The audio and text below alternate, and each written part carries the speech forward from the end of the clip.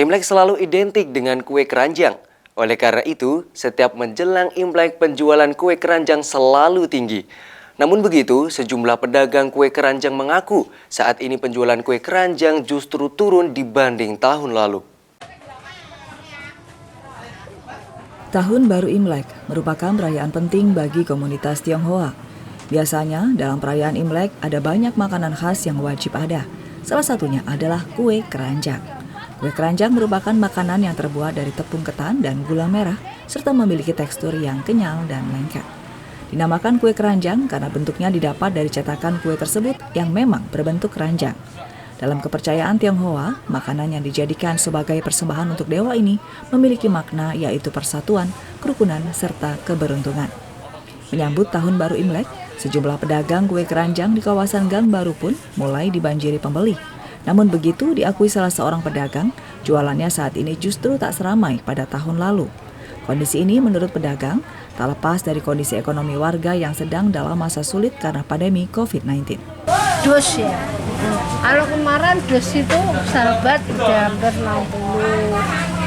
Kalau ini ya kurang lebih banyak sih, belum laku semua, masih banyak itu.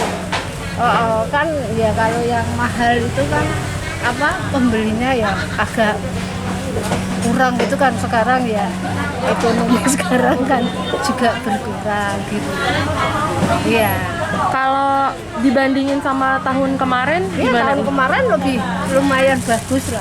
Ya.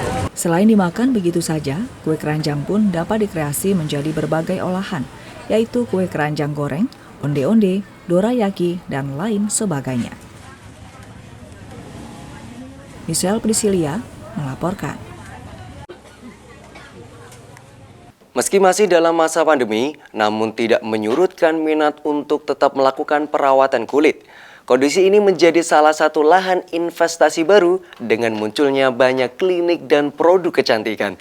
Melihat kondisi inilah, pemerintah Kota Semarang akan menjadikan wisata estetika dan menjadi bisnis jasa yang dikembangkan.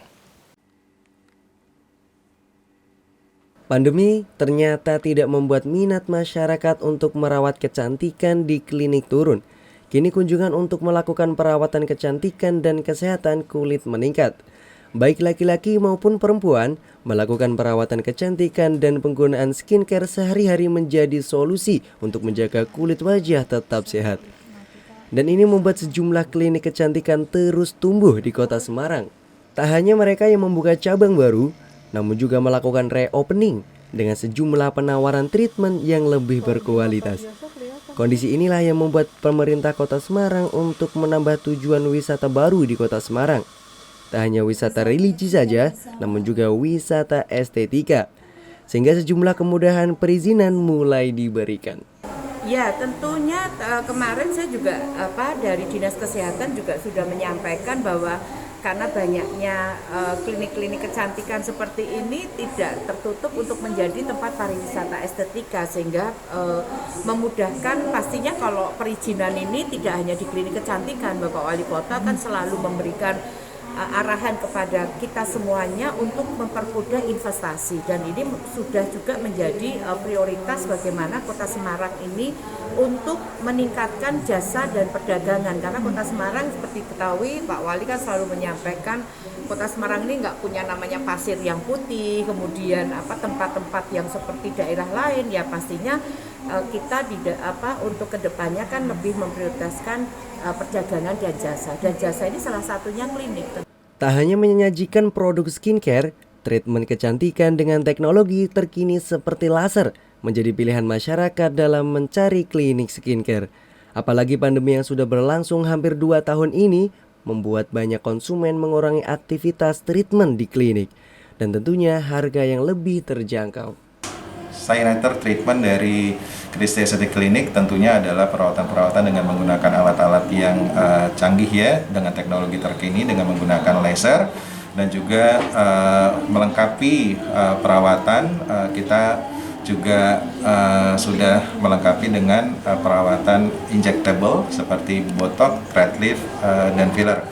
Dengan demikian, dengan rangkaian produk yang tersertifikasi BPOM, aman, dan juga halal, serta juga rangkaian perawatan yang lengkap, kita harapkan bisa memenuhi kebutuhan dari seluruh konsumen.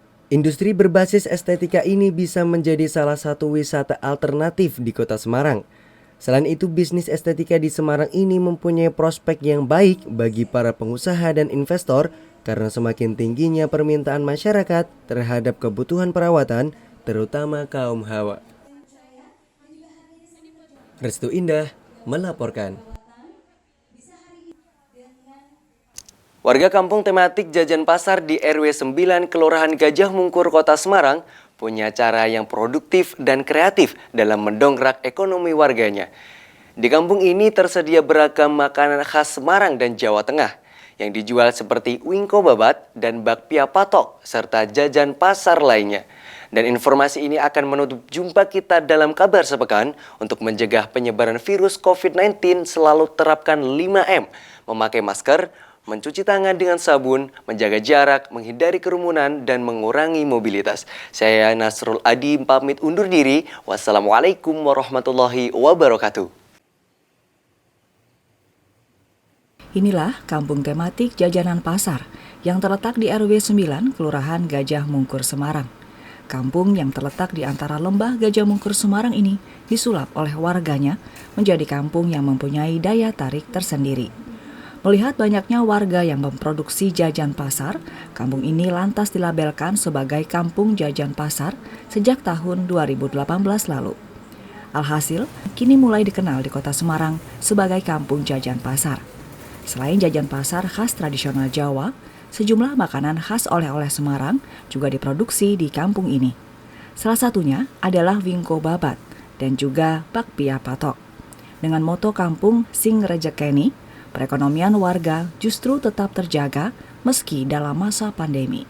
Iya, karena dulu melihat potensi Pak di sini, karena kita dulu dari yang dulu juga bingung ini mau dinamakan apa kampung tematik ini. Potensinya apa? Dan di sini kebetulan dari ibu-ibu khususnya guys, itu banyak yang membuat jajan pasar itu Mbak. Khususnya yang di pasar tradisional nih, yang dibawa ke pasar itu yang juga di pasar. Karena kalau dipajang di rumah nggak akan aneh.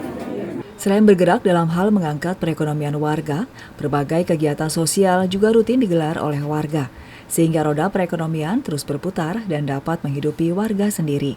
Bahkan sejumlah makanan dan jajanan pasar dari kampung ini sudah berhasil dipasarkan di luar kampung. Tanggapan Bapak sendiri dengan nama Kampung Jajan Pasar itu seperti apa? Lebih maju sih Mbak, lebih bangga lah kalau disebut kampung tematik. Baru kita mulai Januari, jadi setiap hari Minggu terakhir kita mengadakan pelaksanaan Korsila. Kegiatan Korsila ini beberapa faktor, ada penerbangan biasa di kegiatan Korsila itu, kemudian juga ada pasar tiba. Jadi di sini pengelola dari BPKA tadi menjual barang-barang jajan pasar, terutama jajan pasar nih, juga awal-awalan di sini. Itu awal-awal itu adalah dari kita untuk kita. Jadi ada sumbangan dari warga, kemudian kita jual murah juga untuk warga. Mempunyai demografi berbeda dengan kampung lainnya, kampung tematik Jajanan Pasar Gajah Mungkur yang berada di bawah lembah menjadi keunikan tersendiri dan patut untuk dikunjungi.